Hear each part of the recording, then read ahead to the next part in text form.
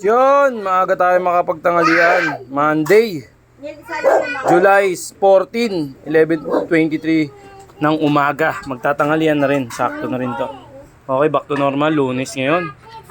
Ito yung ating pagkain. Tokwa, dalawa. Tapos nag-ano ako ng bawang. Sarap daw yung bawang eh, no? Luto ko sa butter to. Tapos pakbit. Ayan, sarap oh. Kita nyo yan? Oh. Pakbit. Walang rice tayo ha. Tapos may sili tayo. Tapos itlog. 3 pirasong itlog. Ayan. 3 piraso. Alright. Kita nyo yung mga benepisyo niyan. Pag kayo inabot ng benepisyo niyan, sigurado maganda-ganda yung magiging pakiramdam nyo. Alright. At pag medyo mabigat-bigat na, alam mo na kung ano magiging resulta. Alright. Wag na wag kang maniniwala sa mga pinagsasabi ko ha.